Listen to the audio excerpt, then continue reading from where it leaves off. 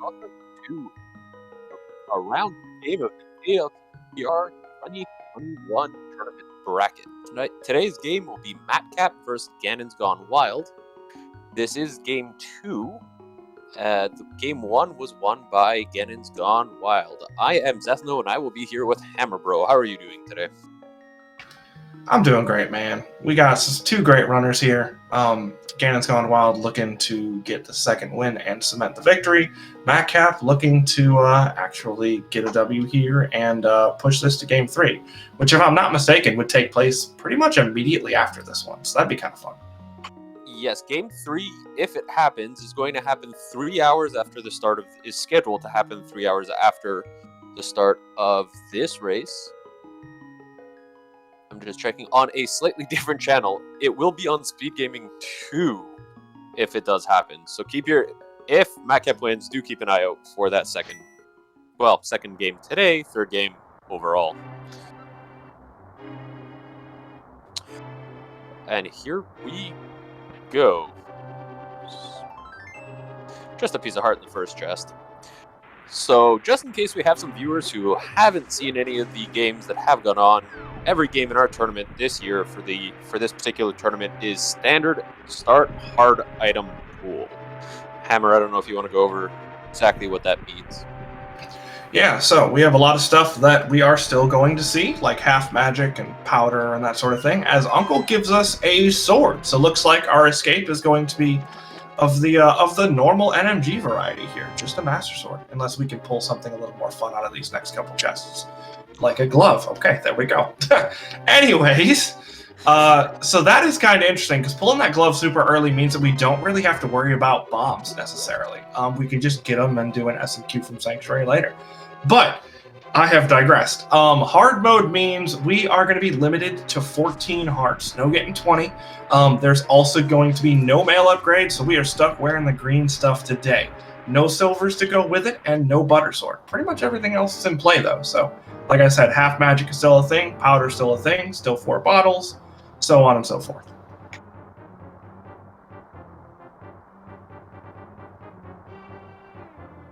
Yeah, so you mentioned the whole bombs thing, because that's what we all discussed coming in and out of standard. There are bombs in this drop pack. We had the heart into the fairy. There is bombs on the 5th drop. And since they have a sword, I figure we will likely see those bombs. Most likely. And I do imagine with this knowledge, both of our runners are probably going to be more inclined to wait until the snake room. Since there's just a whole bunch of enemies right there, they're in the same pack as the guard pack, and you can kill them pretty quickly in that narrow hallway. For sure. I think I'd like to get to at least the 3rd drop before getting there, which I think one of our runners just did, because we saw the full magic drop. Yep, that was GanonsGoneWild on the right-hand side there. Just to kind of make sure you don't want to get into that room and get on the wrong side of RNG and not get enough drops. Yeah, that's fair. Although, like I had mentioned before, with the glove, it's not really a huge deal, unless there's something like Flute or something that would potentially give you like Dark World access or something based upon there and what's in Kakariko, which is possible. We've seen super early Dark World access at times. That's definitely true. Dark Worlds could be something. Or the mirror Dark World access is in Kakariko, and you can start doubling up on some of your checks. Mitts are there too. Who knows? But all right, so with the key grab there, we know that the key is not going to be in its vanilla location in Dark Cross. We also might get bombs in that chest, which would be kind of amusing. You do all that work, make sure you get bombs, and the game goes, well, now that you've done it, here are some. Although I don't think the runners will be upset about some extra bombs. No, likely not. Although that bomb drop is going to be 8 bombs, so they'll be pretty well stocked if either of them manage to get all the way there. Yeah, and with the sword, it's not too bad. You're probably not going to be using bombs very often to kill too many enemies. No, absolutely not. Not with a sword sitting there. There's really no reason to use a bomb. It's not going to be any faster. Although you could kill a couple rats for free in the room that requires bombs. But other than that, we're not going to be really worried about it. These runners are pretty synced up. Yeah, both of them showing pretty good knowledge of being able to move correctly and pump when available. Pretty clean doorways on both sides. So yeah, not a whole lot of time lost either way.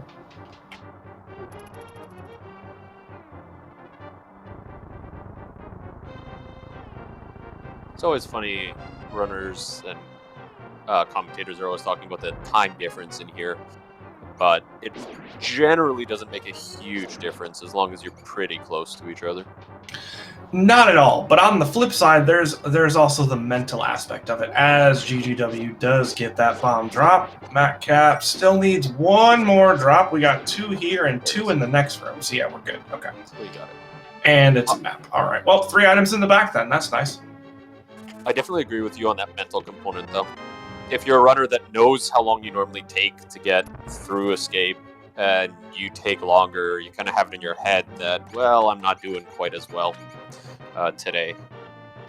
There's that. There's also the point of if you're racing someone who you know is going to finish escape a good 15 seconds ahead of you, it does, like, there's always that voice in the back of your head that's going, I need to make that up, even though it's just 15 seconds.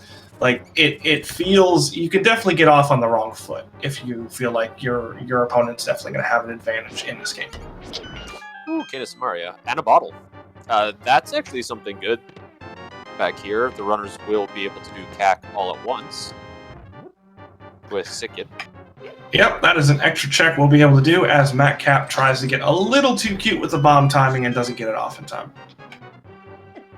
Always good to drop it early. You get through the doorway faster. You just have to be close enough. And it's really easy to slightly miss that. Yeah, I've definitely done that a handful of times. But still good timing. GGW pulling out of escape a little bit under 6 minutes, grabbing himself an ether medallion. Matkap popping out probably about 8 seconds afterwards, mostly due to the bomb issue. Going to be grabbing ether as well. And then we'll be heading on over to Kakariko. Now here's the question. Are we going to see Lumberjack now from either runner? Looks like not from GanonsGoneWild. Yeah, definitely not from GGW. We might get a check from Matt. Okay, we did get a map check, speaking of checks, and it looked like we had 3 crystals, with Hera being 5/6. Yep, that's what I saw as well. A lot of crystals in the light world. And nope, we are getting the double Lumberjack skip, so that one is just going to have to yet to be seen, as GanonsGoneWild is dual-wielding it under 7 minutes, both caves. Definitely a nice thing to have early, that little bit of safety, especially if they do find Dark World access here and they want to go kill blind. That's a great item to have on hand. Yeah, that's a good point. We're both sitting here at 3 hearts. Keep in mind that the limited pool in terms of bows and swords and health doesn't mean there's less in the pool. It just means that as soon as everything is picked up, everything else becomes green 20s. So there are still 4 swords. There are still, as GanonsGoneWild having a little bit of fun with that guard, there are still 2 bows. The males are just deleted. They are removed. So those are both green 20s. But the hearts and everything else still fully in the pool. It's just as soon as we reach the maximum allowed, it's going to go straight over to green 20s from everything we pick up afterwards. That was a great explanation. And that said, to our viewers, keep an eye out for those green 20s so that you know when these runners have found something that would have been nice for them and they're not getting it. Yeah, a good rule of thumb is if we're sitting right here with what we have right now, unless we have a bow already, any green 20s are going to be mail upgrades, which is super unfortunate because normally if you're rolling a seed and you head out of Kakariko and you've got blue mail or even red mail, you're feeling really good no matter how many hearts you have. So chat's already talking about it, but we did just get Sank Heart. So the important thing to note there is that there are 7 full heart containers that the runners can find, but there will always, you can get any of the 6 normal ones, but the Sank Heart will always be there and cannot be replaced. So that's where sometimes you'll see runners sitting there with 13 hearts for a really, really long time finding all the green 20s. It's because they haven't found Sank Heart. So our runners will likely find all 14 hearts, and we just found Moon Pearl.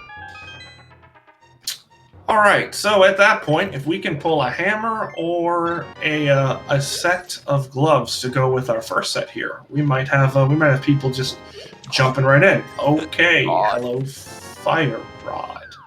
I thought it was ice. Maybe I missaw it. You know what? It might have been, if I'm being perfectly honest.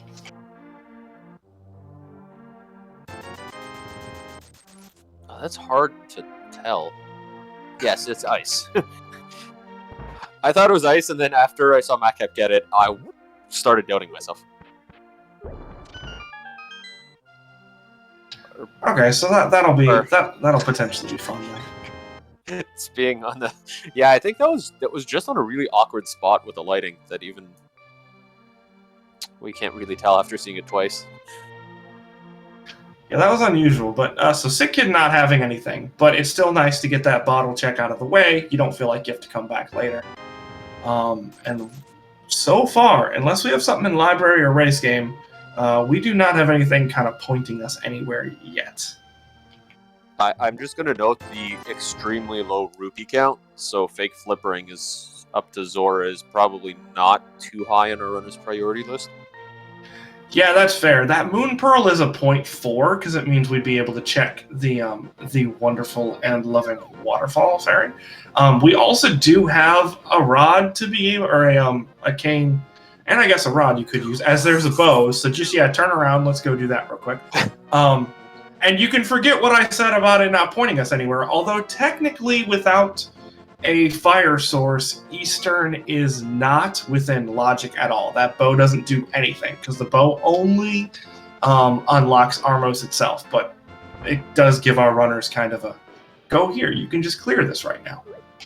Yeah, I don't think either of our runners is going to have significant issues with those dark rooms or be hesitant about it, so I would not be surprised to see both of them head over to Eastern relatively soon. We'll see if they do South Shore before Eastern or after. There are a lot of checks over there because you also have Saha's Closet, the little bombable wall in the back. And that money count is a good point, because if you're feeling like you can just go ahead and take out Eastern, just go ahead and do that. Because if there's a bunch of money in Eastern, then you can, as you said before, match that up with the match up South Shore with going over to Zora, and then not have to worry about it. As I don't know if that said 20 or 50, but it was a green rupee set of some sort. Yeah. Oh, if it was green, then no, it can't be 20, because I believe the 20s don't show up on the ground, do they? Oh, they do. Item shows up. They definitely do. Well, if it's male, it would. And in this case, since they have a bow, it could also be silvers. I thought it was the silvers will actually still show up as a bow, and when you pick it up, they turn into green 20s. But the male upgrades may be different because they're completely pulled out. Yeah, I know the male upgrades will show up as 20s regardless, because those are just set from the start. Those just don't even exist. As we did pull a hook shot, so that makes Eastern a little bit faster. That first chest is going to be a little quicker to get to now. And it also gives us access to East Death Mountain for anyone who feels like ignoring that dark room as well. Yeah, and we were talking about those rupees earlier. The thing, too, is that if the runners find, say, a 300 rupee item in here, there's also the rupee room in the back of Eastern if they want to top up just that little bit more. That's fair. I feel like if our runners are walking out of here at nearly 400 rupees, they might just go ahead and hope that there's going to be a decent amount, because we do have 2 in the dam, 5 in Mini Moldorm, and then Ice Rod Cave, as well as being able to use that rock over by Ice Rod Cave to pull rupees if needed. So, but no, that would be a good little strat there if you're feeling comfortable enough to head over that side and collect the rupees in the dark. That's a quick, I want to say 90 rupees. I'm not quite sure on the exact number. There's quite a bit in there, though. And yeah, actually, that hookshot giving us a little bit of speed in this room. Don't have to go the long way, just for the big key.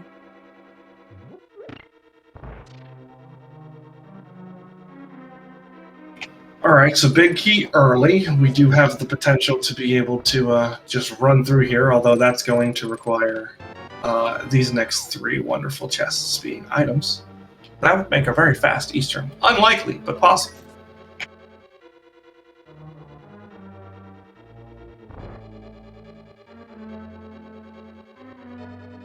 GanonsGoneWild using bow strats there. Yeah, so there are some questions in chat about this over the South Shore. And in case you missed it earlier, what we were talking about was they can complete this even if it's out of logic. And South Shore, if they do find the rupees in here, like that helps, they can potentially loop in Zora with South Shore and just make it a little more streamlined.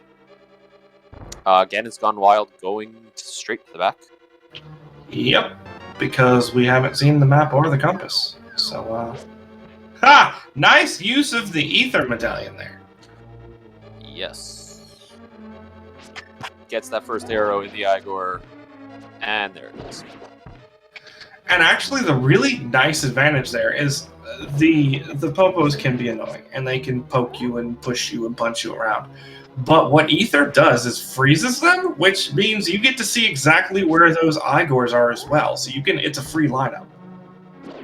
Yeah, Matkap having to do this twice, but does get through it.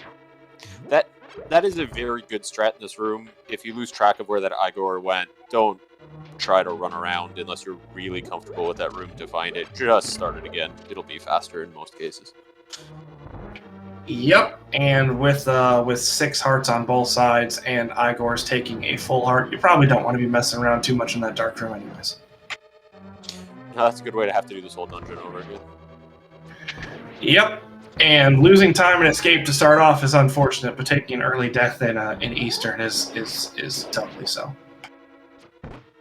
Nice fight from GGW, getting the compass and the crystal. That's first crystal, just under 16 minutes. Yep, and now we're probably going to see a South Shore check. Unfortunately, though, not having a whole lot of money, so hopefully we'll run across some money in the South Shore, as Matkap just has enough rupees to get through that. Arrows. And picks up the crystal at 16:01, just missing the under 16 first crystal. Quick kills are important, guys. That was a pretty quick kill, though. But yes, I know what you mean. So yeah, South Shore, as mentioned.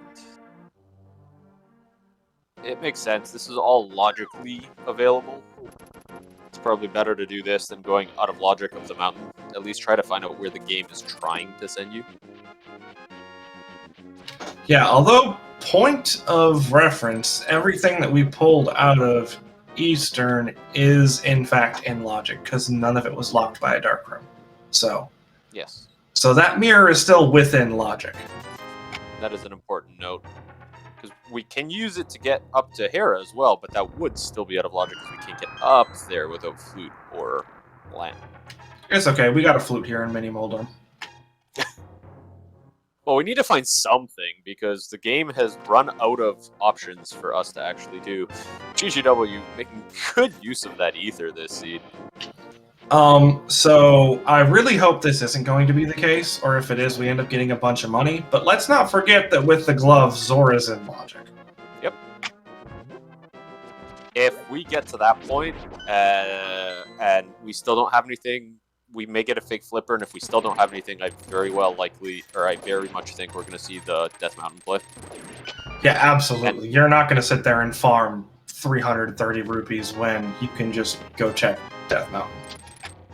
Now, there is that chance that somehow we still get absolutely nothing up on the mountain, in which case we'll probably see a Houlihan to get cash if they don't have it, because that would just be ridiculous at this point. They have to find something by the end of that, right? That was a nice quick 20 by Matkap there, being able to grab that. As GanonsGoneWild takes 2 hearts of damage from crabs, be careful, these suckers hurt. Yeah, especially in the early game. This is another reason it's nice sometimes to be able to do a dungeon like Eastern first, to get an extra heart or two to give you that leeway so the crabs don't just kill you. Ooh, that's important. We have Dark World. We found mitts. Not the Dark World that is, you know, a little bit more useful in most cases, but either way, it is a thing. So GanonsGoneWild using the mirror to kind of quickly pop out here, and we might see him go directly into the Dark World, which would be interesting and really early. Yes. So 20 Dark World. That was going to be my question. Would you go to Dark World, or would you go up the mountain?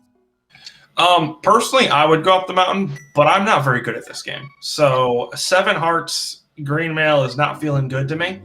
And with the mitts and the moon pearl, that's access to a whole bunch more checks, and the mirror to kind of make routing easier. So I would probably do this play personally, just because. What are there, like 20 checks up here?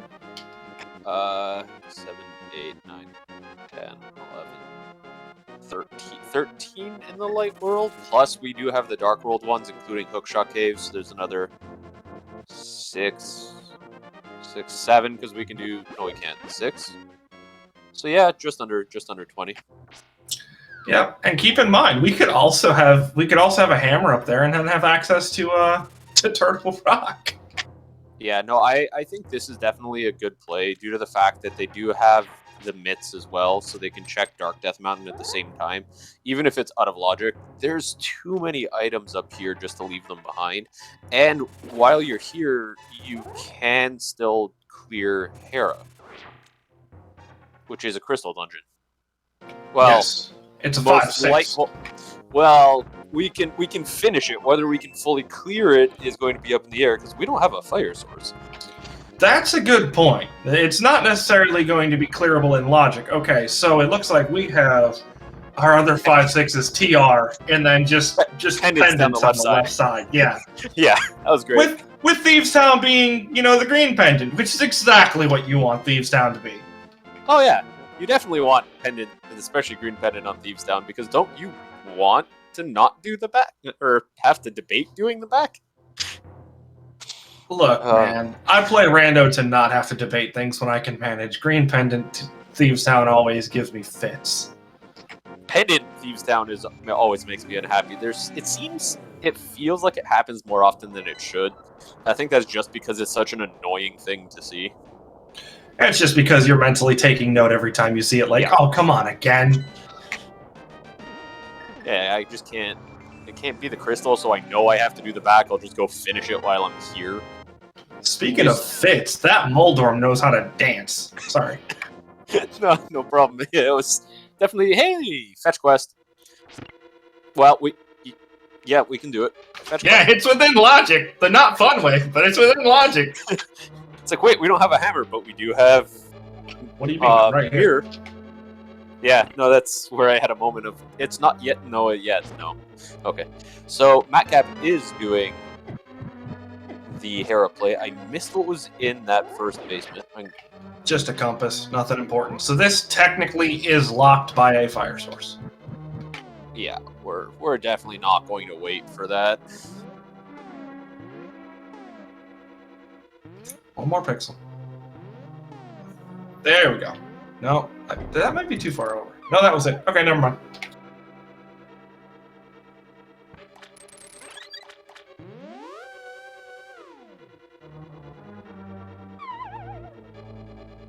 So we'll see that. Yeah, the nice thing here with the hookshot is it's very easy to make that jump. Needed. But we don't have big key. The big key's actually in the basement. Yep, and this is where things get interesting. Because unless Moldorm has the other fire source, the fire source that's not going to be required to beat Hera, Matkap is going to be leaving this behind, and then going into the basement to get the big key, and then coming back up to get the big chest is not something that's going to happen ever. So no.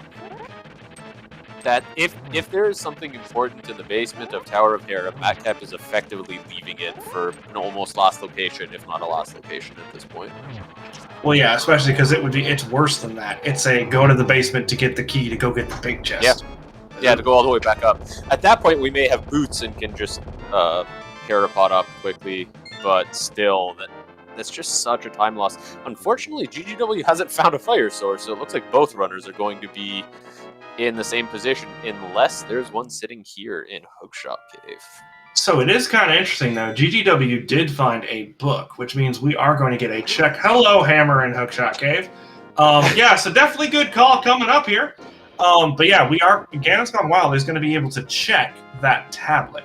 Not going to be able to pull it. Wow, flippers too. Holy cow.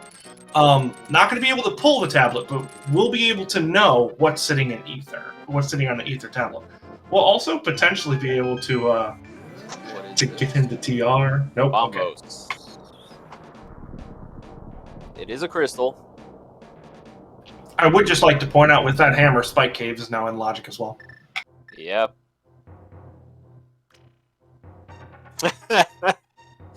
GGW mirrors on the bridge to avoid the Lionel on the other side. Yeah, no. With no boots, no mirror shield, which I did forget to mention. That's another thing we won't be seeing today. No mirror shield in this mode. So get your laser skips out. But, yeah, with... Oh, that sucks. Well, on a positive note, GGW knows that he doesn't need to come back for it. Sure, but on a negative note, GGW probably wants to. Yeah, but you're not going to come back for that. No, absolutely not. We do already have one blue goo, to be fair. So it's not like, you know, our runners are completely and totally out of it. But we have 2 bottles already. I think these 2 runners are probably going to be comfortable with the 2 bottles. Yeah, most likely. Unless things get really weird, we should be fine. Oh. Oh, never mind. If you are a newer... if you are a newer runner, definitely pick up those bottles any chance you can, because they really do help. Or if you just like not being stressed out, it's a lot more fun, you know? You just running through the gauntlet. I've got 2 goos, I don't care, just everything can hit me, it's fine.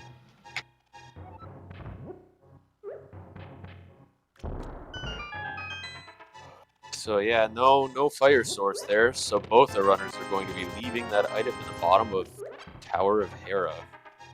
If you're a viewer and you're hoping for a ridiculous game, you're going to hope that there's something important in there. Don't do that. We like our runners. Our runners provide us content that we can sit here and talk about, and people can watch. Be nice to our runners. Yeah, I didn't say I wanted there something to be ridiculous. Oh, of course not. You just kind of said, if you want there to be something ridiculous, this is where it could be. Look, chat always wants something ridiculous. Another big difference here. GGW with that hammer means we don't have to do a vanilla Moldorm. Yeah, the hammer Moldorm is much nicer than the Fighter Sword Moldorm that we saw from Matkap, and you can see why. GGW's done. Yeah, isn't vanilla Moldorm just like 5 swings and then scream? It's got to be more than that. Oh, well, you swing at Moldorm 5 times. If you get him 5 times, then he goes nuts and you start screaming.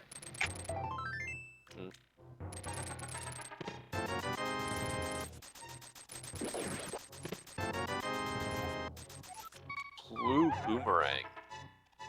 Will GGW go back for it? Probably not. No, I don't imagine so. Matkap did pick it up, though. Yeah, but that's because Matkap was using that particular path to get to Tower of Hera, so it was 2 seconds along the way.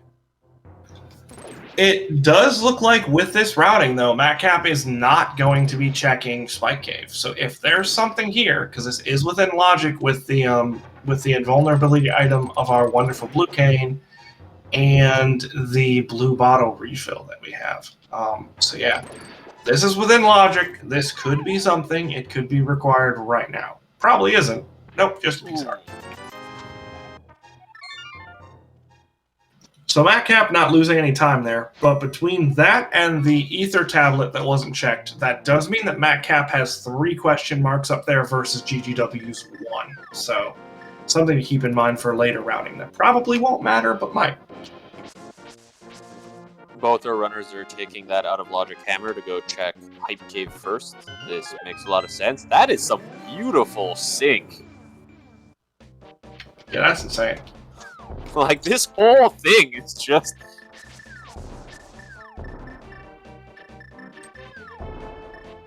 Oh, slight difference in the bomb timing. So you can see the difference of making that early bomb drop.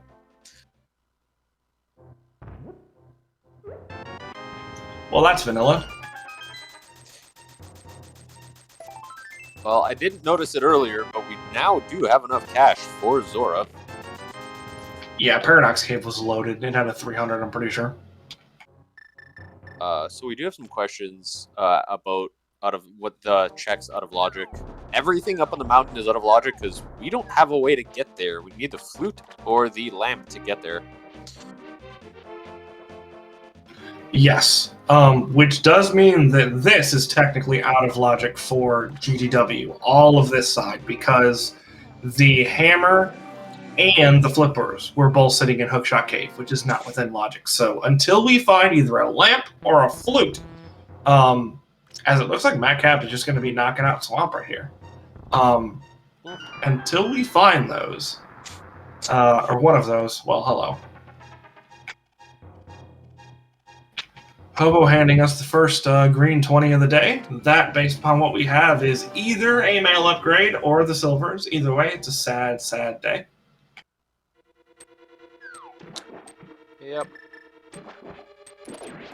It's great. Both the runners are taking these out-of-logic items in completely different out-of-logic ways. Very much so, yeah. I do imagine that GanonsGoneWild is going to be heading back to Pod here in just a second, since that is a crystal and is clearable. But he might prove me wrong. We might see a catfish jump instead.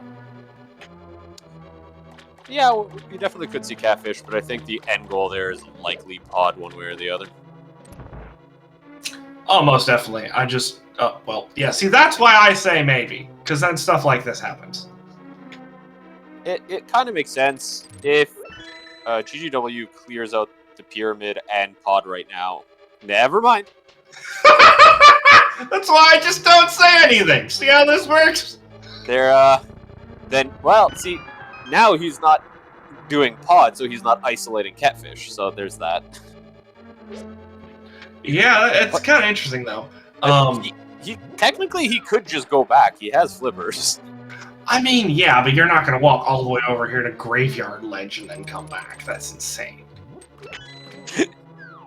You know, you said that, so we'll see what he does. You know what? I will go down with that ship. If GanonsGoneWild does that, then it'll be GanonsGoneWild's Gone Wild.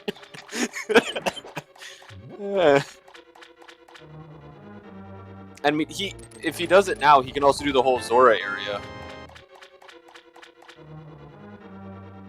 Yep. He's heading back.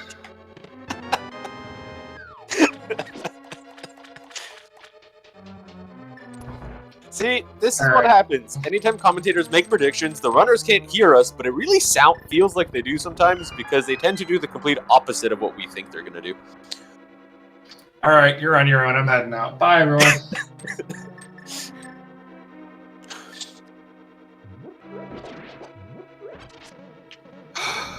Why do I even do this anymore?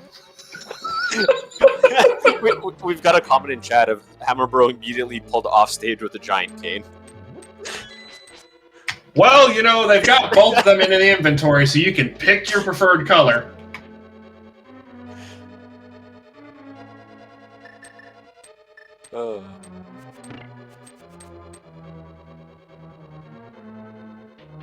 So I wonder what's here. Yeah, we're gonna see the whole Zora area checks here. This makes a lot of sense. There's a lot to check, and the flippers make it pretty easy. Yeah, it's also a really nice combination with catfish here. Well, that's two. I'd like to point out, if this weren't hard mode, our runners would either have blue mail and silvers or red mail at this point. Or GanonsGoneWild would, at least. Yeah. So Matkap is on left side swamp.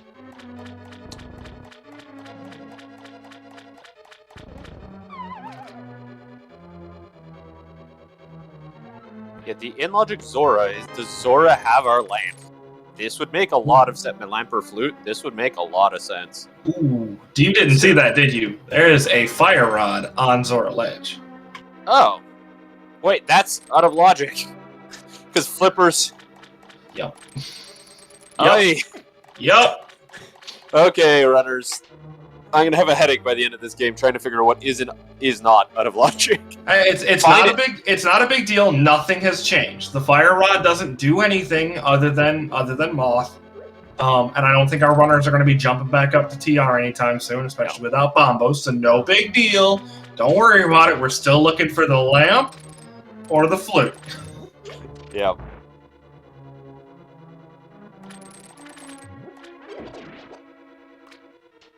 Now,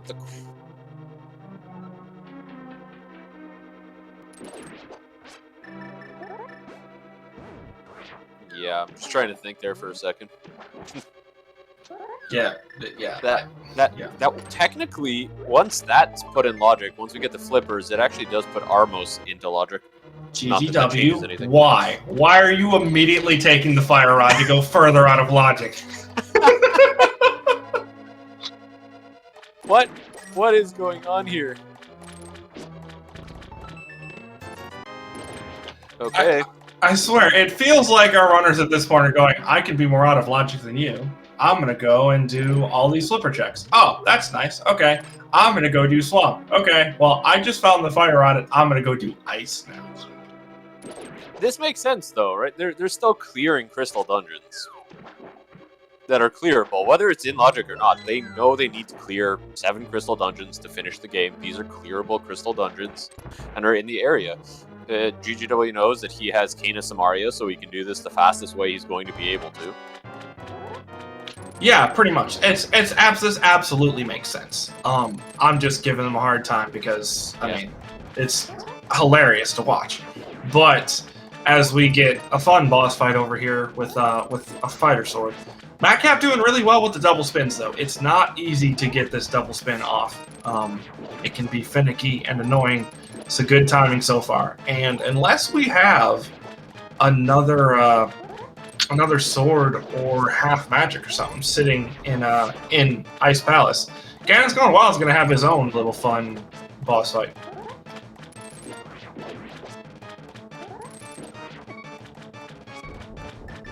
I kept taking down to 2 hearts. And not taking any chances. Probably won't take a hit, but it's nice to be safe. You don't want to accidentally get hugged here and just lose all that time to come back. There goes Argus. Crystal number 3 for Matkap. Yeah, we are flying through crystals at this point. I would like to point out that GanonsGoneWild needs Bombos. And maybe Loops. Oh, GanonsGoneWild dropping a blue goo too. So GanonsGoneWild down to 1 blue goo, and Matkap having 0 because GGW did grab a blue goo off the witch to put him up to 2. So it does look like there was nothing in Swamp. Not that I saw, no. GGW paused there at the door for a second, maybe thinking.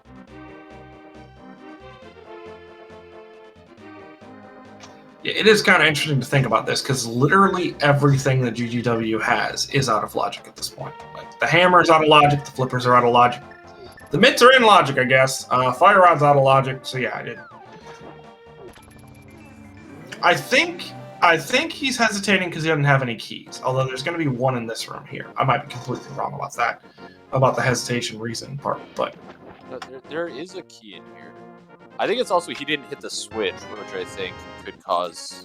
So yeah, he didn't hit the switch, so he's probably trying to remember the correct routing, not having hit the switch and where he needs to go for it. Yeah, that's fair. I don't think. Oh, he has picked up the big key. Okay, never mind then.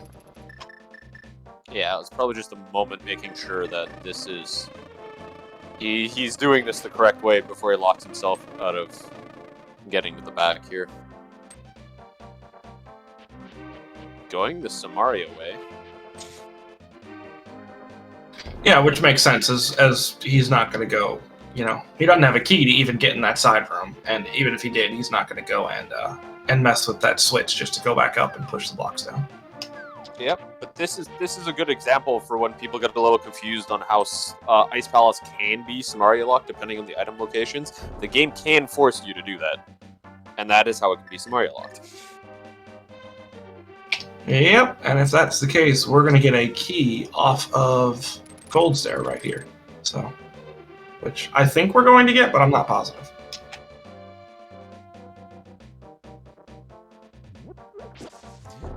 as you mentioned before, this becomes an interesting fight when you only have Fighter Sword, because you're not going to use Fighter Sword. To be fair, if anything goes wrong here, GanonsGoneWild does have another goo, so you could pop the goo and then just pull out the fire rod and just squish things. But it's not looking like it's going to be necessary at this point. Still need to be careful because eyeballs do 4 hearts of damage, and even the ice does 2. So, woo-hoo-hoo-hoo. Yeah, it was close.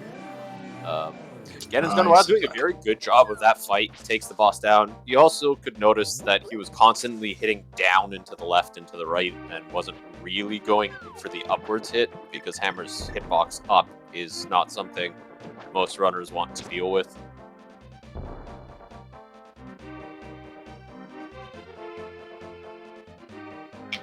Alright, so that is 3 crystals apiece, albeit a different third one.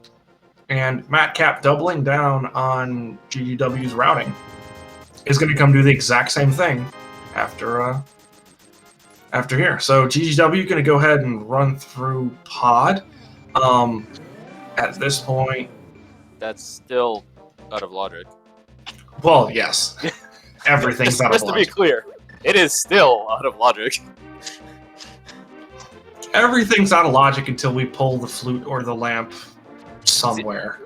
The funny thing is that if we don't require that item from Tower of Hera, then well, I mean, we can get it now because we have Fire Rod. So yes. I kind of forgot where I was going with that for a moment, but the main point was that Meyer, we don't really need the flute for, and our runners could probably get away with just Fire Rod. So we could just finish the rest of this seed not finding either. Yes, we could, especially if that progression is sitting in Pendants, Skullwoods, and or Thieves Down. So if we don't have Bombos or something else that we strictly need to beat the game sitting there, which at this point would be Bombos, another sword, although there's 3 of them out there, so I can't imagine that being too much of a problem.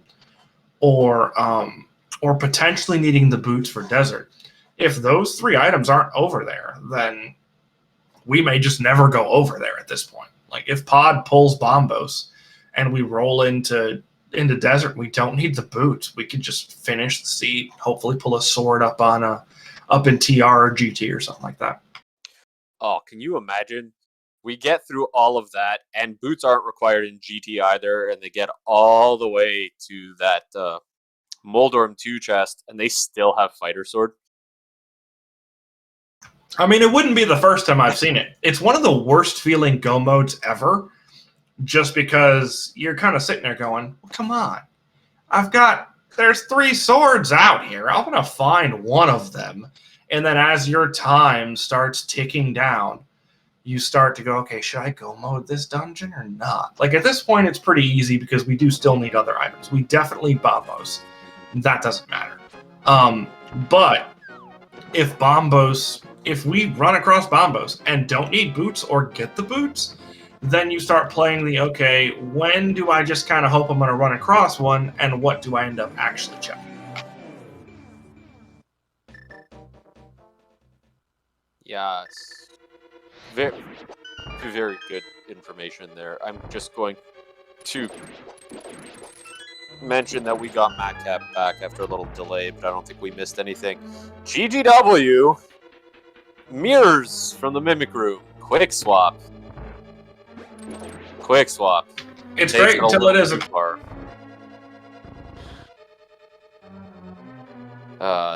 He thought he mirrored, or he quick swapped to the bow and the mirror are right next to each other.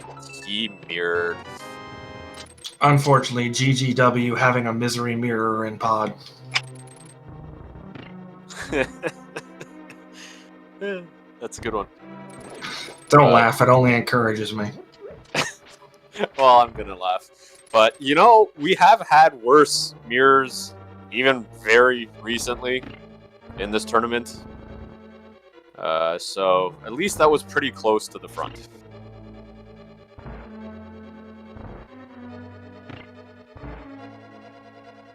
That won't hurt his time all too much.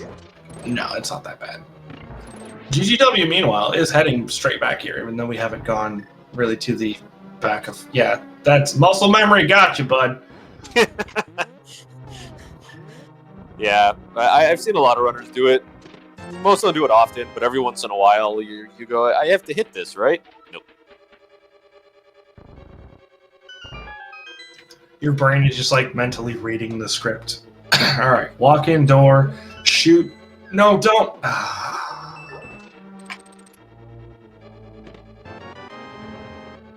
Alrighty, so if we can get a fire rod on this torch here without too much difficulty in the upcoming room for GGW, then Turtle Room won't be too bad. If not, things get fun. So here it is. First we have to get past the first turtle. He's took a little bit of damage there, but GGW seems to have gotten past the turtle. We are in the next room. Can we get it? We got it. Okay, this room sucks without being able to see anything.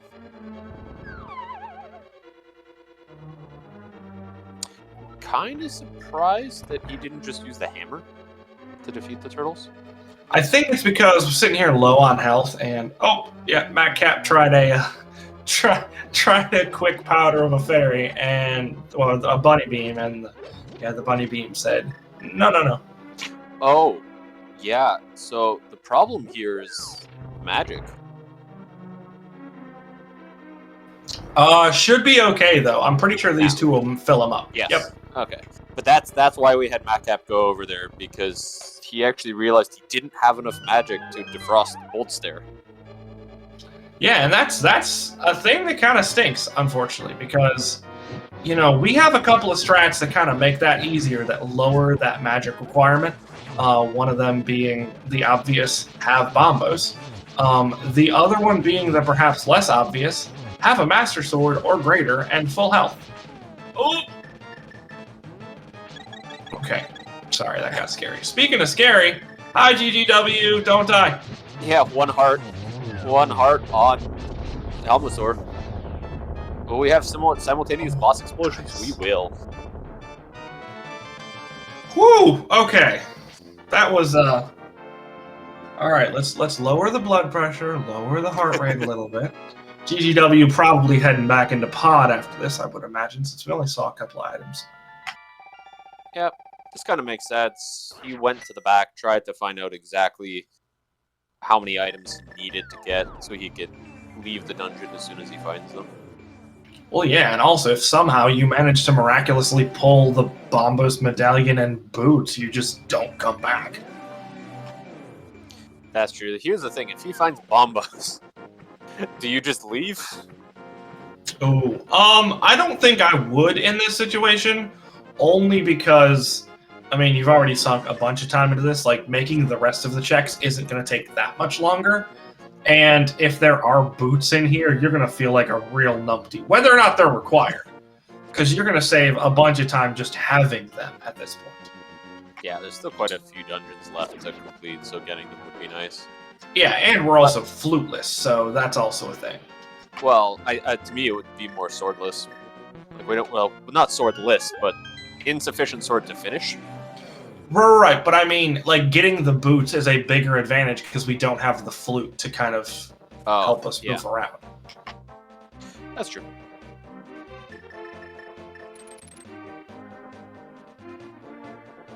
It's just... Where was the book? Was the book in Logic? I think the book was up on the mountain. The book was up on the mountain. So that's out of Logic too. So Desert's out of Logic still. Yes. So it has to be somewhere in Village of Outcasts, right? Basically, we are looking at everything from Bumper Cave, if we can find the cape in Logic, to Village of Outcasts down to Digging Game, and Cave 45 as well would be within Logic because the mirror was in Eastern, which was in Logic. But yeah, that's it.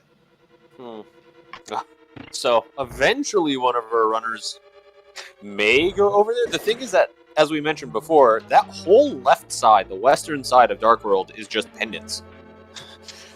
Skullwoods, Thieves Town, and Mire are all pendants, so our runners are just completely avoiding West Dark World. And miraculously enough, it's worked. I mean, Yeah. Skullwoods has 2 items. Thieves Town has potentially 5 if you want to go turn in that green pendant. We can't even get into Mire, so I'm not really going to worry about that. No. Village of Outcasts has 3 more items. Dig Game is 1. I mean, there's a handful of stuff over there, and it just hasn't been anything that's immediately required at this point.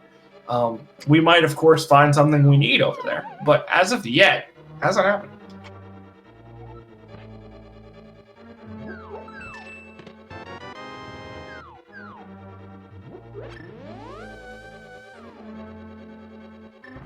We have both our runners on about 1 or 2 rooms apart from each other right now, after the amount of divergence we've had. Oh. Speaking of Bumper Ledge. So nothing on Bumper Ledge that's in Logic, then. So of course we'll find Bombos there, right? I mean... At this point. Yeah, might as well. Just keep going with the out of logic train. I'm pretty sure if GGW walks into the Dark World, which I think he's finally going to do, head over here to Village of Outcasts, heads into the Dark Room, or heads into the Dark World, goes and looks at Bumper Ledge, and it's Bombos, that's just going to be a moment of absolute hilarity. But yeah, GGW deciding to forego Desert, forego Swamp, and actually do what's in Logic. I would like to point out that as soon as we get Bombos, we can full clear TR2, so... Yeah, we'll be in maybe go mode. Yeah, I don't know the odds of Desert Palace being boots locked. I feel like it's about 50-50.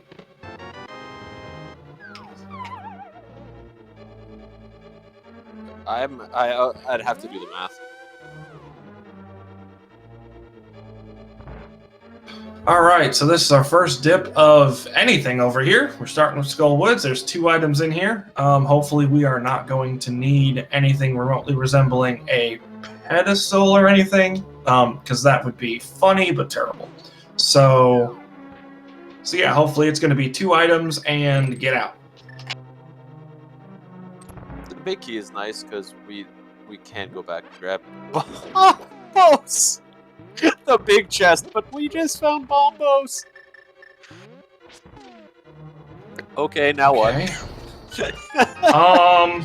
This is in logic. That is an it. To be clear, that is an in logic Yes. bombos. That is one of our only in logic items. Yes, but that Bombos does not matter because we've already cleared Ice Palace, and the Bombos gives us logic to Turtle Rock, which is up the mountain, and thus not in logic. Sure, but we can just go do it. And in the event that Desert Palace is not boots locked, we could just be good to go. That's fair, but the problem with that is that you don't...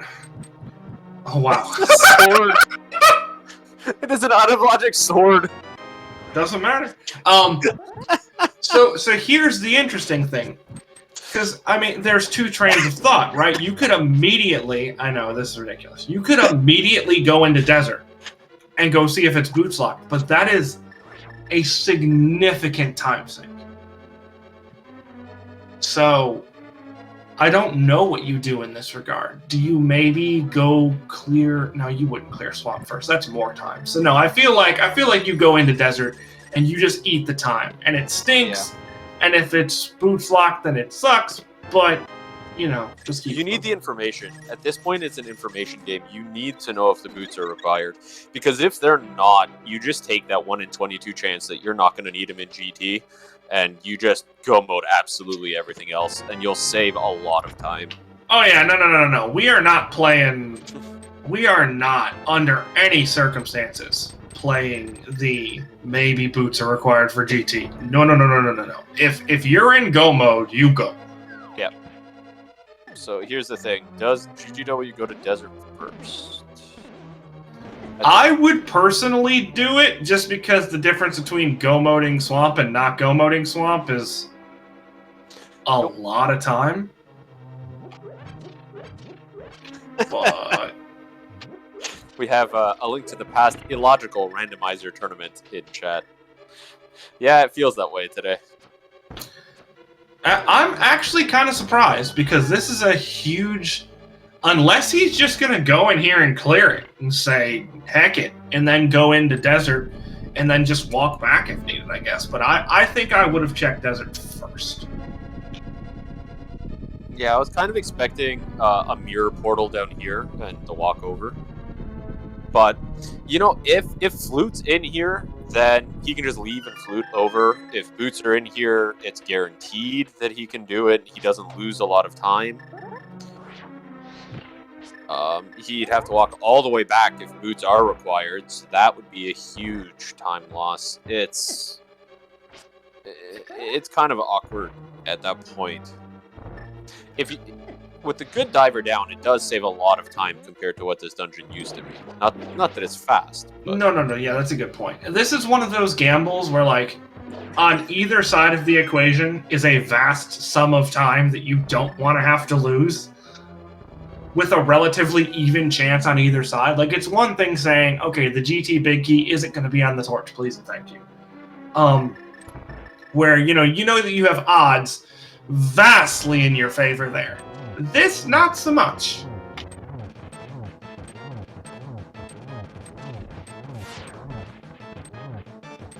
So we do have Helmasaur on Matkap's side. I would like to point out, just real quick, there are two kinds of boots locking in Desert. And if we can manage to have the small key on the torch, but the big key still available, then it doesn't matter. That's technically logically boots locked, but we can still clear it. We just skip the stuff on the right-hand side. With how this game's been going, does the word logic mean anything anymore? I think you and I have both said that word so many times that it's just a word now with no meaning. Matkap does take down Helmasaur and actually takes the crystal lead.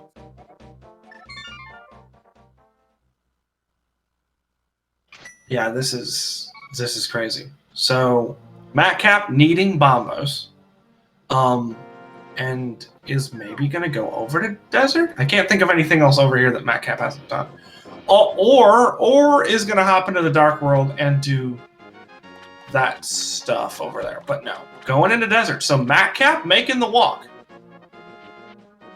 So us as viewers and commentators will know very soon.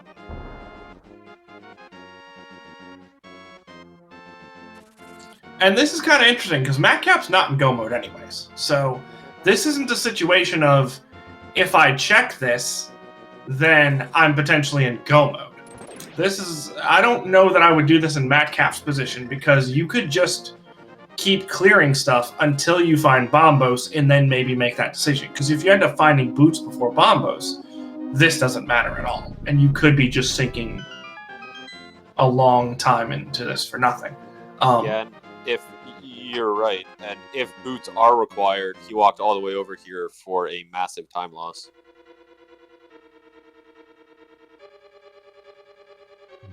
Okay. Boss fight on GGW's side, while we all hold our breath watching Matkap as well. One eye on each player. Well, there's one eye right there on Argus, so that's something, right? It's going to have to be a key of some sort. Oh, we are in go mode. Holy moly. It doesn't even matter what's on the torch at this point. Ah! I called it! We are out of logic completing Desert. What else is new in this game? Even as I was saying that, I was like, that's no way. That doesn't happen. You don't end up sitting here with the friggin' big key in the first chest and the small key on the torch. I've seen that maybe twice. And then she's just like, oh, I heard you were talking about me. Here you go. This does mean that Boots are logically required to complete Desert, meaning Boots will not be in GT. Yeah, Boots not going to be in GT, which is nice. It's one less place to look for him. So if you walk into GT and they're on the big key sitting on the torch, you can just head right on out because you're not going to find him in there. GanonsGoneWild giving us one additional check here. As the Boots drop. Oh my goodness. I don't think we still haven't checked Agana, have we? I don't think. Oh! That's important. Okay, so of course, it's still out of logic. So 2 of our swords are technically inaccessible with the items our runners have. So that's interesting, because if Matkap doesn't decide to check this stuff, and instead just goes straight over to Bombos, that would be go mode for Matkap. And we do have another sword. There is another sword that is somewhere out there. That's why this is important. But as of right now, don't have. This could be a huge sword advantage. Just long story short.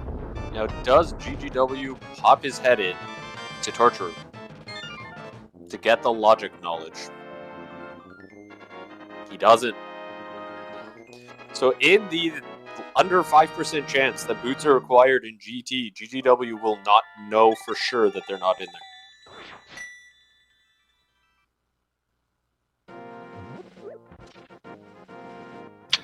Yeah, that would be a really, really sticky situation. You know, unfortunately, there could be a situation where GGW sees that key and then goes and clears the rest of GT. That could give Matkap some time to catch up. I mean, we say catch up, but Matkap's not really behind at this point. Like, if Matkap can find that Bombos medallion, then it's pretty close. It's definitely close. There's no big lead. I'm saying ahead just because I assume that GGW will finish this dungeon before Matkap finds Bombos. Where was Bombos? Oh, Skullwoods. Yeah, Matkap's in the wrong place for that. Oh, this is interesting. So, I did mention this before.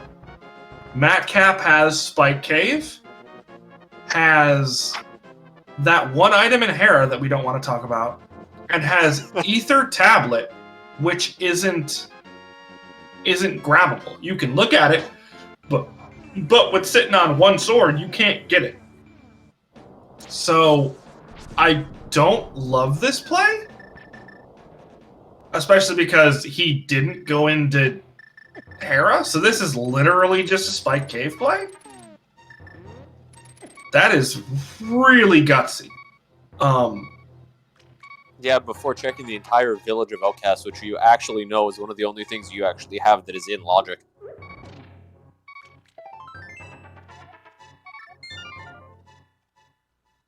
Yeah, I can understand not wanting to dip pendants. I get you, but there's a lot of items over there, man, and that includes the Smith chain. So, I mean, I feel like you just have to.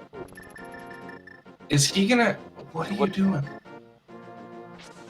We might be doing this from the south side, so this might be Stumpy K45 up into Village of Outcasts, because we do have the mitts, so that is doable. Which unfortunately means it's just going to be longer until we see the Bombos medallion on the Matkap side. Just to answer a question from chat, Matkap is not in Go mode, and GanonsGoneWild is in most likely Go mode. Technically, we are still waiting to see if the booth will be required in GT.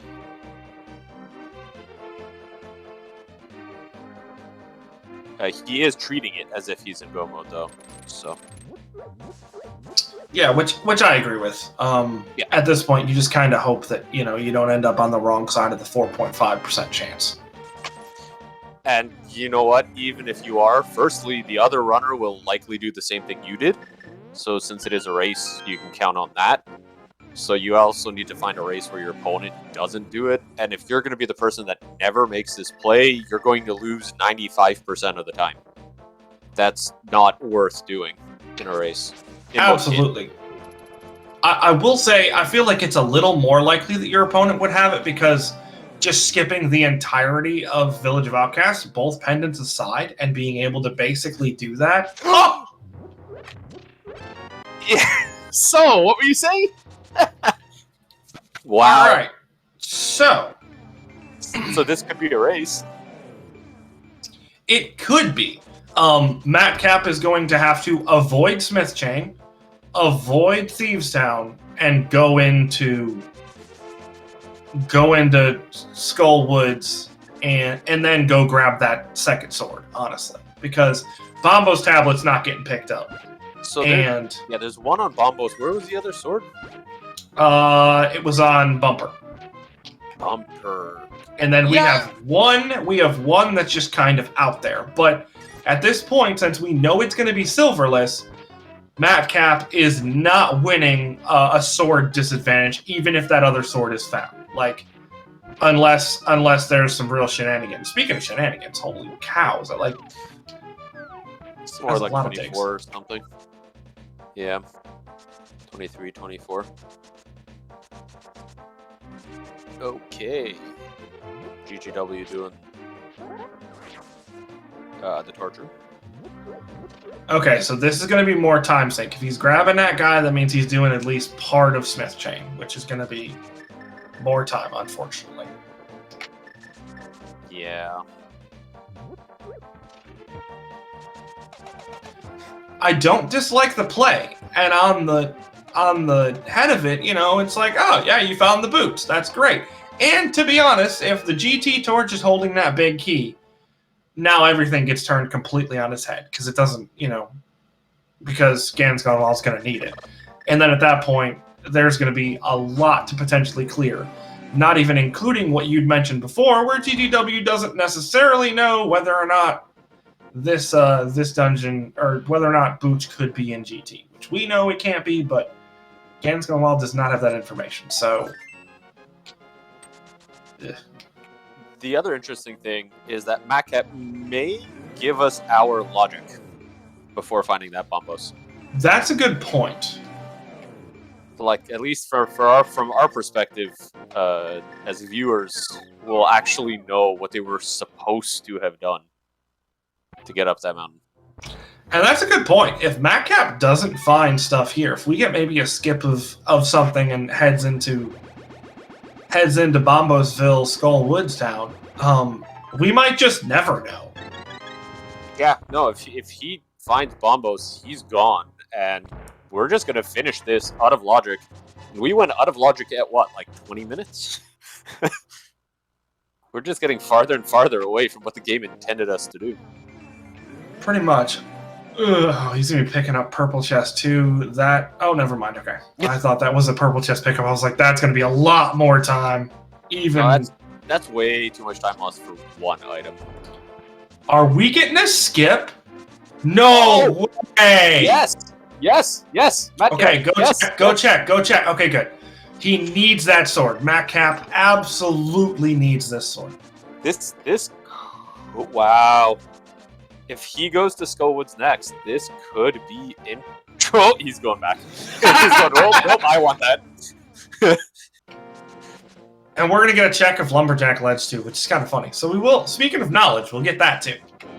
That cannot be anything too important. Green 20. Yep, not important.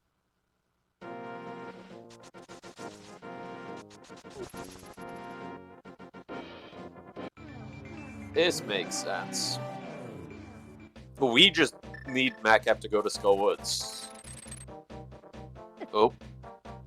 That particular bird is not fun.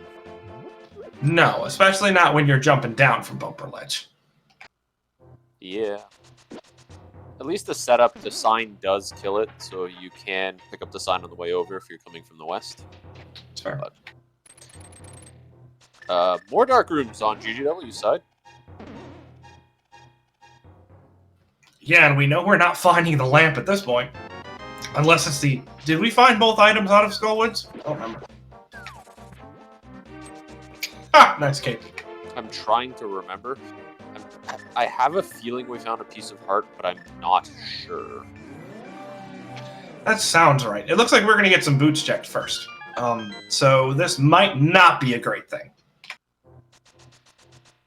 No. Go back to Skullwoods, please. GGW is blowing up the safety door. This makes a lot of sense. He's at 3 hearts. Any wrong move on that bridge will be a death. Yes.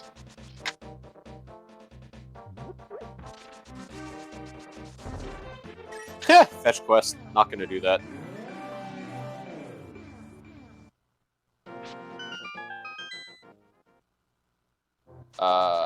think GGW found the key. That's all he was looking for, anyways.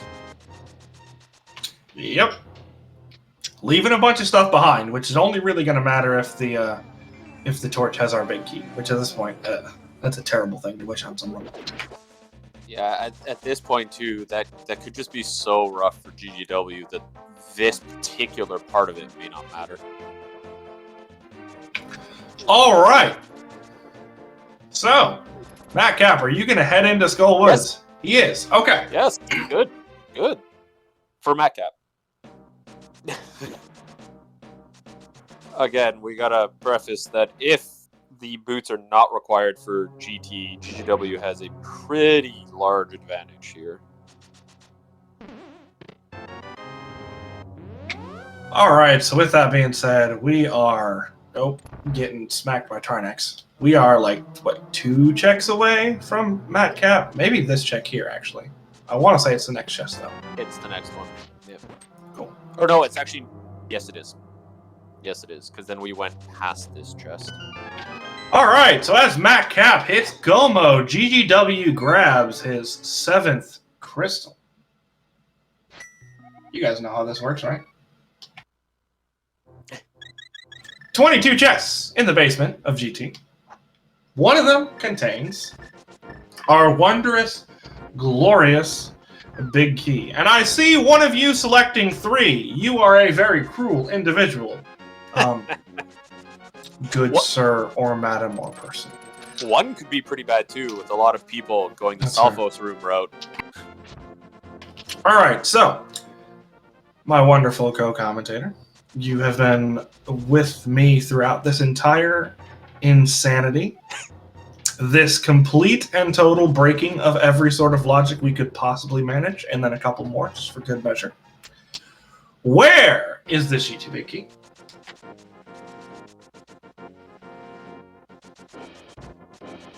I'm trying to think. Is there a hammer still out of logic? I always say 8. Yes. But yes, you know what? Everything is still out of logic. So I will say 8, because that will still be out of logic to get it, and that will make sense, and it's not on the torch. Alright, since you're going to be nice, I'm going to go ahead and say, give me it on the torch, baby! Let's do it! Here it is, GGW. First thing he does, he checks torch. It's a key! But it's a small one. Yep, wrong size. Alright, so with that being said, GGW is in go mode officially, and is 1 sword and 1 turtle rock ahead. I saw the gold for a second, and I went, oh my, and then it was like, no, it's okay. Yeah, that's definitely one of those lose your mind moments. Alright, so the question is, are we going to get DM strats? Well, yep, we are. So that's 5. Makes sense at this point. I mean, you want to go left in this case, because you want to know right away if it's boots locked. Like, you absolutely want to know. And this is still a very fast route. A lot of people prefer it, so whether or not this is your normal route or not, this can be a very good way to go if you don't have boots. So we're 7 in. Yep. Where was Kingdom Samaria? Like, dumb early. Kakariko. Oh yeah, it was super, because we had both. Or no, it was Back of Escape, wasn't it? Yeah. Oh, I didn't notice that was a sword. So we do not have a sword advantage on GGW's side, because that 20 that GGW picked up ended up being the 4th sword. Hey, look! Oh my God, the flute was in here. That's 9, by the way. Big key on number 9. So the lamp is sitting in Thieves Town, Village of Outcasts area. Yep. I'm gonna guess it was in Thieves Town itself. So I'm just gonna take a quick scroll to the top of this. Who said 9 first? Thalfon, I think, had our first 9. No, actually, really early. Furby Oats. Congratulations, and everybody else who said 9 as well. There's a lot of people, so I can't scroll through, but congratulations. So with that being said, GanonsGoneWild is bootsless and is headed through the wonderful part of this tower that we like to call the Gauntlet. It's going to be officially starting in 2 rooms here, It is very difficult. There are conveyors. There is ice. There are BMOs. What's plural form of BMOs? BMI? I think I might call them BMI. It's kind of fun to say. Sounds pretty cool, whether it's right or wrong. There are Stealthi, which I definitely know the plural form of Stealthos is definitely Stealthi. You can't argue with me on that. And there's a bunch of stuff. So GGW is probably going to be ripping through this. Just keep in mind that everything is RNG here. The enemies do a different thing every time you're in here. So if anybody gets tripped up on a room, it's because you literally may not have seen that pattern before. Yeah. The next room is one that's always really interesting, where a lot of runners I've seen get a little messed up because if the enemies move in a really awkward pattern, it can be pretty tough. But that was pretty solid. It's also a bit less terrifying when you have a red sword that goes boom. That's true. Here we go. Fire Rod probably going to be used here on the Lanmo a little bit to supplement the sword. And Matkap's in a dark room, getting attacked by fire. Fire Rod, meet Fire Snake. Fire Bar, sorry. Fire Snake is the other red thing that goes vroom. Yeah.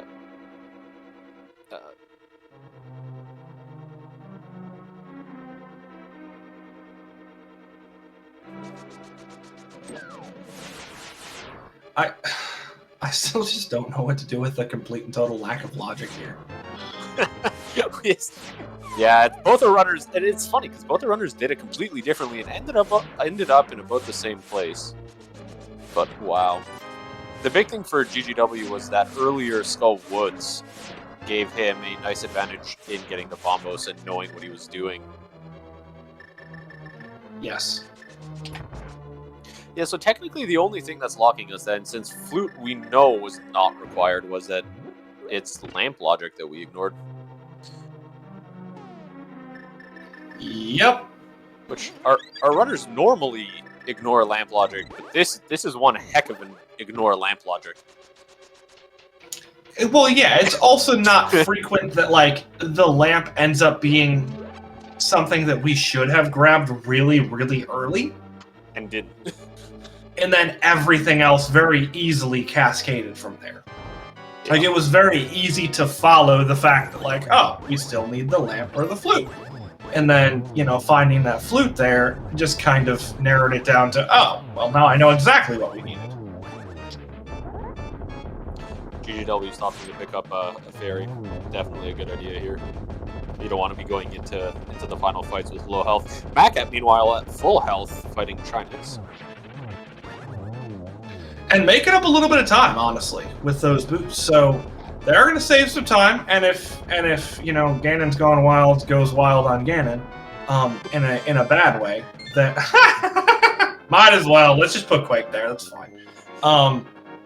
Then this could become a thing. But at this point, it's. I mean, honestly, from the point of the torch not containing the GT big key, this was GGW's race to lose. I'm just going to comment that between that Matkap, after picking up that Quake, the only item that he'll be missing is the mushroom. Which we know where that is, right? Isn't that? Oh, I mean, GGW. Or was that in GT? Maybe. If it was in GT, Matkap may have a full inventory, except for the lamp, which this seed would just be priceless. Here's every single item in the game except the one that you needed to get the rest of them. Oh, chat's telling us that mushroom was on Laser Bridge, unfortunately. That's right, it was the bottom chest. GGW so, grabbed it because he went bottom to top. Because that's a good Aga fight, though. It was. The patterns were rough. But well executed. And here is the Ganon fight. Tempered Silverlist shouldn't be too much of a problem. We have Cape, we have Cannaberna. I think GGW probably still has a magic refill. This is also a situation where, I mean, honestly, the only super scary part about this fight is the torch glitch with Fire Rod. That's something that if you haven't practiced it, you might not know how to do it. You might struggle with it, but I'm sure GGW has practiced it, so we could do it. I'm also pretty sure with half magic, especially if he has a magic refill, GGW could finish this fight without doing the torch glitch. It would just be difficult. Takes a little longer. You're still gonna get it in about 6 cycles, though. Because at worst there, you're gonna get 2 probably per cycle. But yeah, but GGW does not have enough magic to be able to pull 12 fire rod shots right now. So this is either there's a magic refill available. I don't think so. Or he needs to nail this. So, and there it is. All right, so 12 spins, and then we're done. As Matkap finds the flute, and the net, and the big key.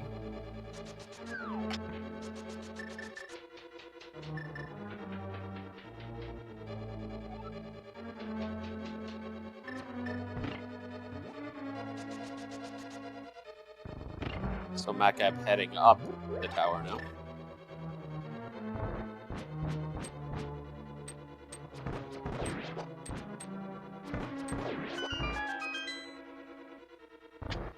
Goodness gracious.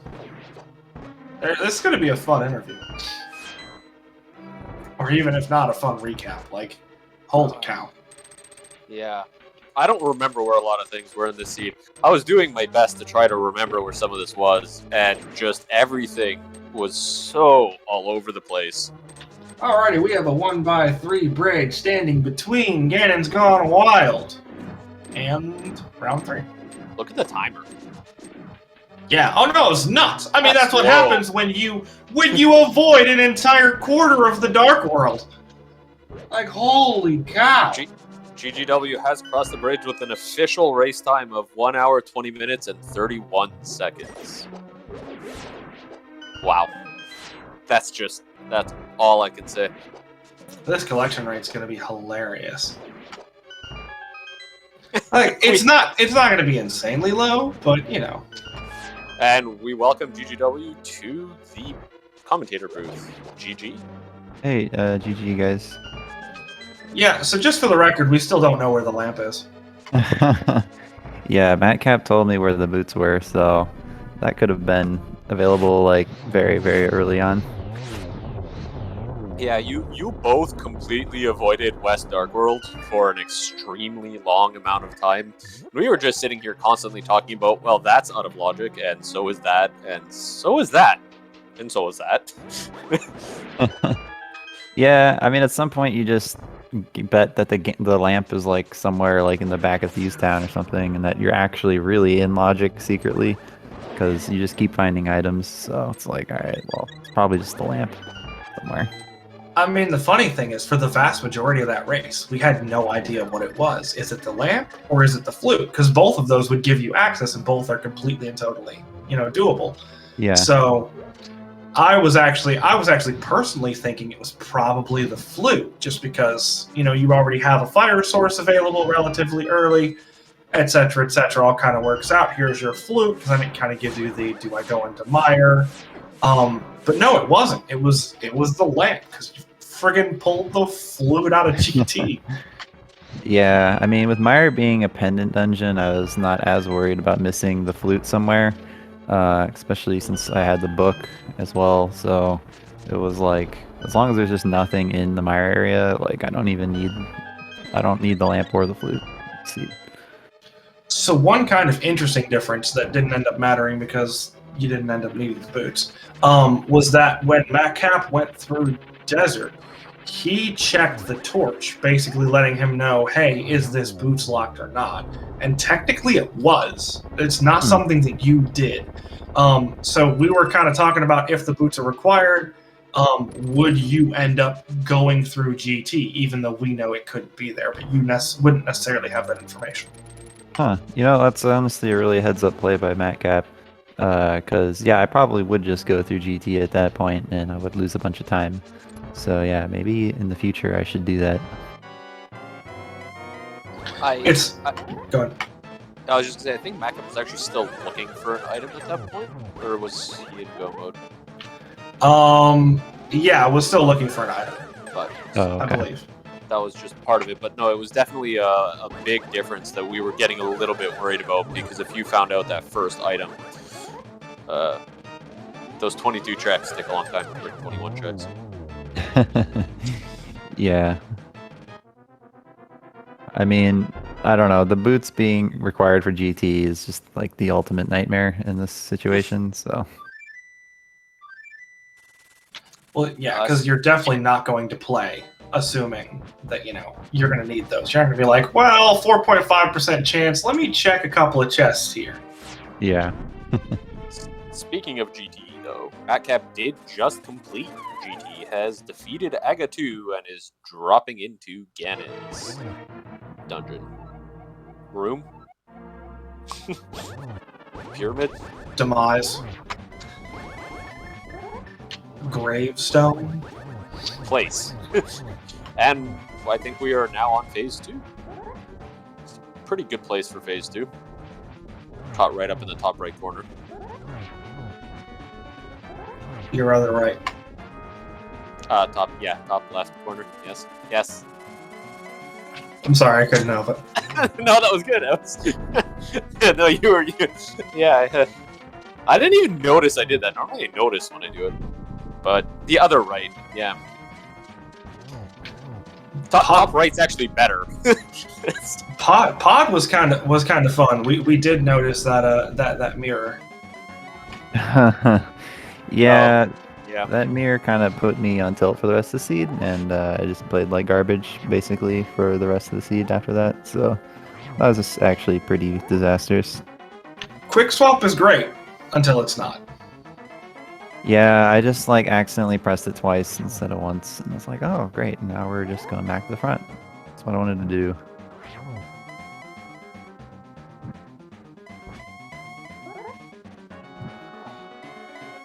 So were you concerned about the logic of it at all, or were you just sitting here like, I don't have lamp, I don't care? I mean, I was a little concerned, but then I saw the fire rod at the flipper's location. I'm just like, yeah. I mean, given like the hammer was up there and the flippers led to another item, it's probably just the lamp somewhere. Given that Meyer was a pendant as well, there was no real need for either item at that point once you found the fire rod. Yeah.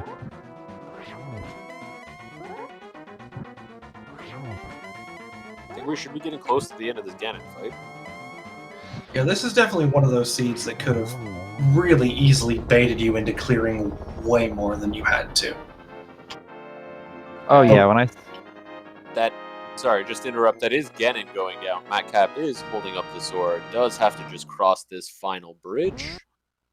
And get your GGs in chat for Matkap with an official time of 1 hour, 26 minutes, and 56 seconds.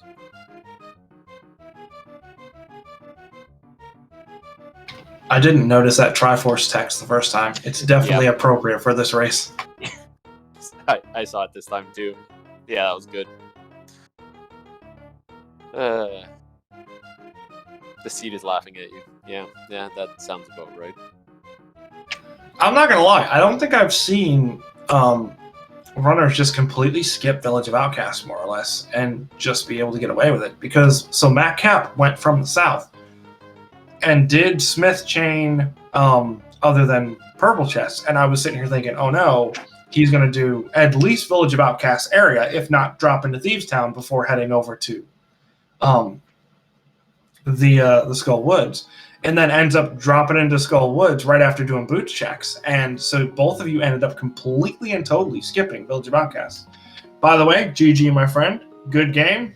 We don't know where the lamp is, but, you know, that's fine.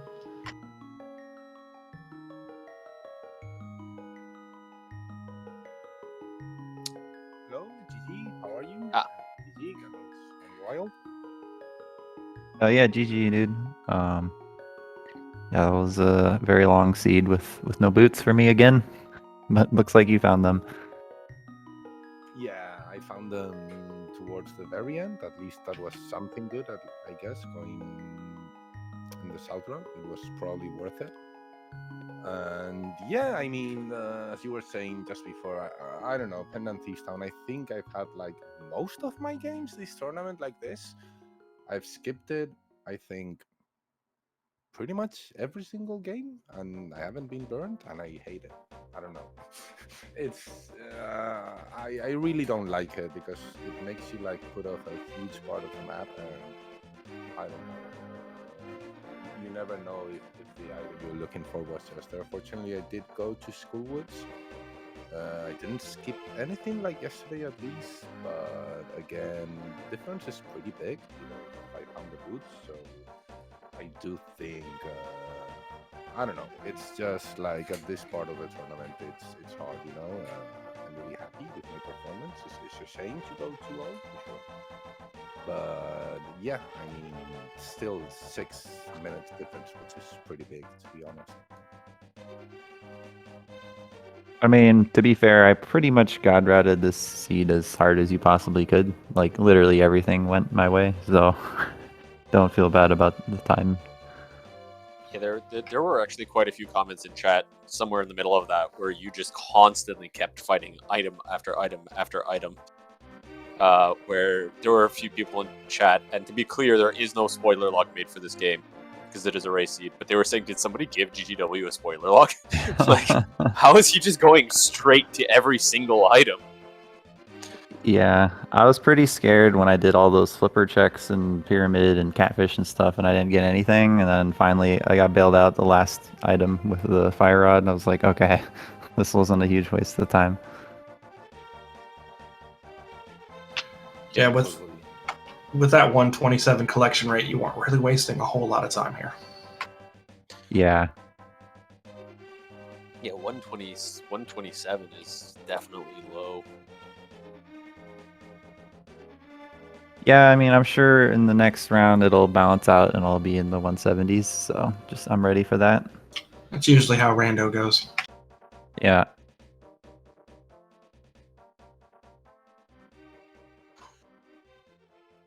But I mean, the thing is, when were you going to go to Schoolwoods, right? Because with no flute and anything, and the seed did give you, I think, constantly like better options than going to Village of Outcasts. So I don't think it's that weird that we both skipped it. Maybe towards the end, but yeah, unfortunately that sword was there, which was pretty nice because I mean, if I had just gone like from the north and went first into Schoolwoods, I would have just skipped it, even though the one in Turtle Rock would have bailed me out. But yeah, no, we were talking that there were a lot of crystal dungeons available to both of you most of the time, which is why we figured both of you were avoiding that area. The question we actually did have that I just remembered was why, Matkap, as to why you did desert before you went to Village of Outcasts area.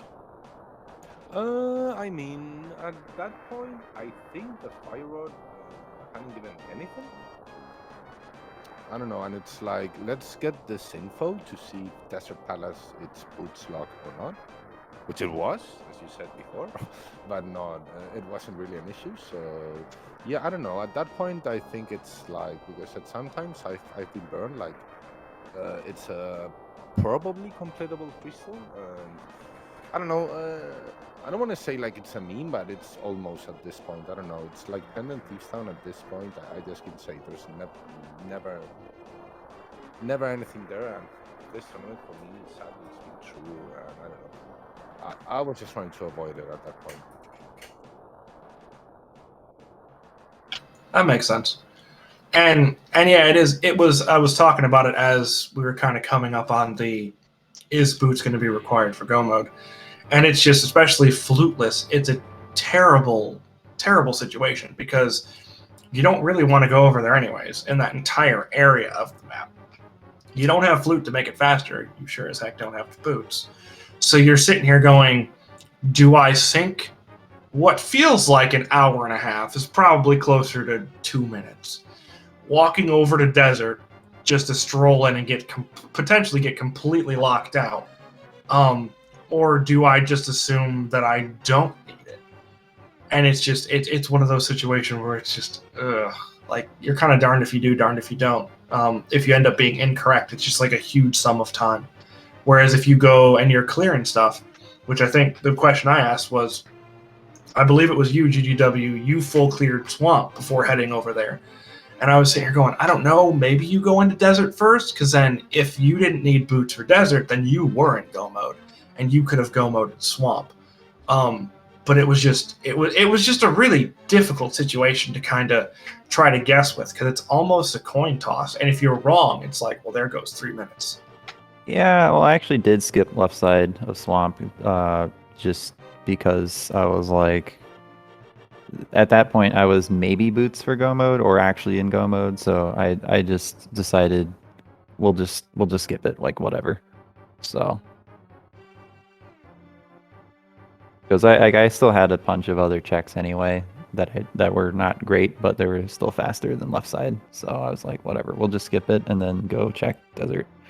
And if it's boots locked, then we're just hard last locating left side swap. Yeah, speaking of last locating, it's a good thing there was nothing in that big chest of Hera. Yeah. Yeah, it's always spooky. It was really funny because Matkap, you went directly into Hera. You're just like, oh, this is a dungeon, let's go do it. And GGW, you cleared everything else first, and it didn't matter. There was no fire source anywhere up on the mountain. Yeah, I mean, even if there was, I probably still would have skipped it. But yeah, it's not fun. Yeah, it was scary. I thought, like, if I find fire, do I go back while I'm still on the mountain? I did think about just going to the mountain before, but yeah, I mean, it's just a crystal. Let's just do it.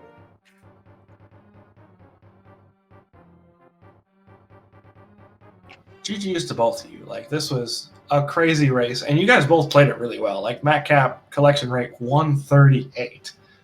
That is still super low, especially with, you know, where our pendants were and the fact they were easily accessible, that sort of thing. Like, this is one of those seeds that if you end up making the call of, like, it's Skullwoods and Thievestown, they're right here, that collection rate can go through the roof super fast, especially because you did have all the stuff to do Smith Chain afterwards, and then that could have just led you down a huge path. So GG's to both of you on skipping that. Oh yeah, the avoiding the actual logical route saved both of you a significant amount of time. Yeah. GanonsGoneWild. I'm just going to ask about looking forward. How do you feel about your next matchup? You got Wayne up against you. Yeah, hopefully I can win at least one game. But, you know, that's definitely a very tough matchup. And yeah, I'm going to have to play a lot better than today to have a shot of winning because, yeah, just my execution is pretty bad today. So I can't lose like 5 minutes to him on execution because then routing doesn't even matter anymore. So we'll see. I mean, you know, it's rando, and if I play better and things go my way, who knows? But yeah, it's definitely not a matchup that I think I am favored in at all. So probably gonna lose, but we'll see. Well, Yeah, good luck with that. Thanks. Yeah, I did I really win? I'm just gonna get blown out by Blaine in the next round, but we'll see. no, I think you played very well today overall. I'm just looking at this whole side. There's just a lot of really good players left in this tournament. But I was just looking at the bracket next to your upcoming one. You and Wayne, and the other one will be Dainty versus the winner of Dainty. I messed that up, I think. But anyways, versus the winner of P-Train 1-Up. So the next round is also going to be an extremely difficult race too, with some two really good runners coming into that. Oh yeah, it's just nothing but really, really good players for the rest of the tournament for basically everybody. So it's just it's really hard to win these tournaments. Even if you're really good, it just requires a lot of luck. So That's fair. And that's rando, I guess. yeah. That's random. You never know. Well, I'm gonna go and hop on to SpeedGaming in Spanish to say hi over there. Thank you a lot for the restream, for the tournament and everything. It was really fine playing. I think I can be happy with my performance. I barely qualified, so I'm quite happy with that. And yeah, we'll just have to get better for next turn. And thank you very much for everything. Awesome. Thanks for playing. GTW, did you have anything you wanted to add before we head on out? Just thanks for doing commentary and restreams as usual, and thanks for tracking. And yeah, looking forward to the next round. Alrighty, if you guys have not had your fill of rando, we do have one more race that's currently about 40 minutes in on SpeedGaming. That is the aforementioned 1UP versus P-Train. That is game 3 as well, so definitely want to hop on over there. That being said, give both these runners a follow. Like, come on. If I don't even have to say anything. If this race didn't convince you to give these guys a follow, I got nothing. But give them a follow. Shout outs to my co-com. Thanks for hamming it up in the booth with me and trying to figure out this seed, which I'm still not sure we did. And shout outs to our wonderful tracker, Reg, who was pressing the buttons for us, keeping us honest. That being said, I've been Hammer Bro, and I'm going to let you have the last word.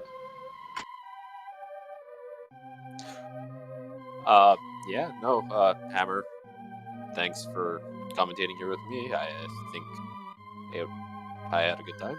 And thanks to Reg for tracking. The tracking is definitely something that helps us out a lot. It is very hard to commentate without that. And yeah, that's it. I hope you enjoyed your time with us, and I hope to see you next time.